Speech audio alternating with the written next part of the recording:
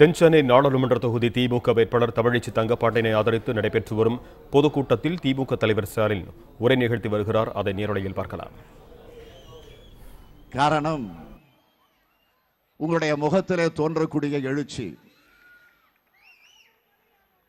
உங்களுடைய முகத்திலே காணக்கூடிய அந்த ஆர்வம், ஆரவாரம், இதை பார்க்கிற நேரத்தில்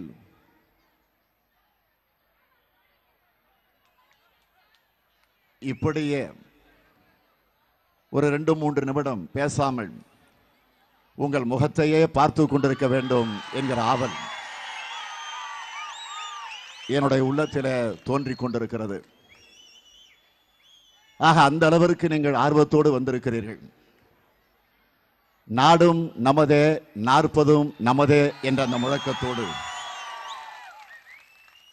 இந்த பயணத்தை நாம் நடத்தி கொண்டிருக்கிறோம். ஆக இந்த காட்சியை பார்க்கிற போது நிச்சயமாக உறுதியாக புதுவை உள்ளிட்ட 40 நாடாளுமன்ற தொகுதிகளில், 8 சட்டமன்ற தொகுதிகளில் மிகப்பெரிய வெற்றியை 100% அந்த வெற்றியை பெறப்போகிறோம் என்பது தெளிவாக தெரிந்து கொண்டிருக்கிறது. அதற்கு எடுத்துக்காட்டாக ஒரு சாட்சியமாக இந்த கூட்டம் அமைந்திருக்கிறது என்று சொன்னால் அது மிகையாகாது. நம் கையில் மாநில அரசு, நாம் கை காட்டுவதே மத்திய அரசு. கடந்த 20ஆம் தேதி என்னுடைய பயணத்தை, தேர்தல் பிரச்சார பயணத்தை திருவாரூரிலிருந்து நான் தொடங்கினேன். காரணம், தலைவர் கலைஞர் பிறந்த ஊர், கலைஞரை உருவாக்கிய ஊர். திராவிட முன்னேற்ற கழகத்தினுடைய தலைநகரம், இந்தியாவினுடைய தலைநகரம் டெல்லி என்று சொல்லுகிறோம். தமிழ்நாட்டினுடைய தலைநகரம் சென்னை என்று சொல்லுகிறோம். திராவிட முன்னேற்ற கழகத்துடைய தலைநகரம் திருவாரூர். ஆக அந்த தலைநகரமாக நமக்கு விளங்கி கொண்டிருக்கக்கூடிய, கழகத்திற்கு விளங்கி கொண்டிருக்கக்கூடிய தலைவர் பிறந்த அந்த மண்ணில் நான் அந்த பயணத்தை தொடங்கினேன். பள்ளிக்கூடத்தின் மாணவனாக பால பருவத்திலே இருந்த தலைவர் கலைஞர் அவர்கள் தன்னுடைய 13வது வயதிலே அங்கிருக்கக்கூடிய மாணவர்களை ஒன்று திரட்டி திணிக்கப்படுகிற இந்தியை எதிர்த்திட வேண்டும், நம்முடைய தாய்மொழியாம் தமிழ் மொழிக்கு ஆபத்து வந்துவிடக்கூடாது என்று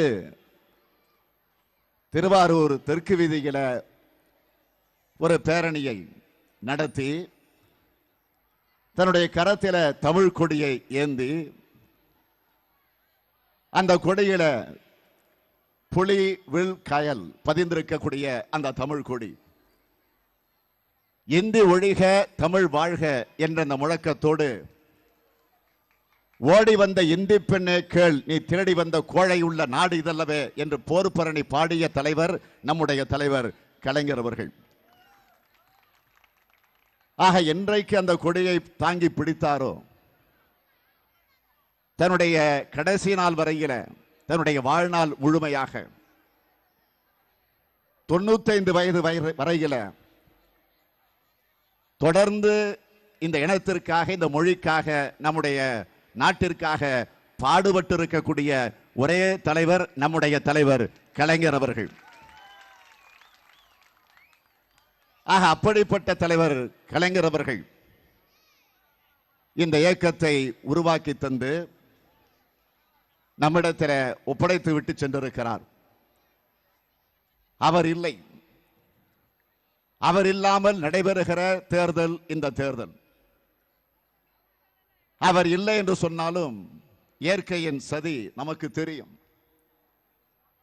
அவரை நம்மிடத்திலிருந்து பிரித்திருக்கிறது. அவர் நம்மை விட்டு பிரிந்தாலும் இன்றைக்கும் நம்முடைய உள்ளத்தில, உணர்வில உயிரோடு கலந்து வாழ்ந்து கொண்டிருக்கிறார். அதிலே மாற்றம் கிடையாது. இந்தியா தன்னுடைய விடுதலைக்கு பிறகு நடந்த முதல் தேர்தல் 1952ஆம் ஆண்டு.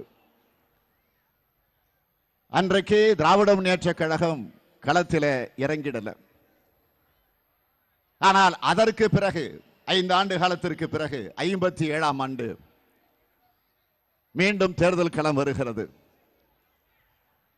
அந்த தேர்தல் களத்தில் ஈடுபடலாமா வேண்டாமா என்ற ஒரு பிரச்சனை வருகிறது.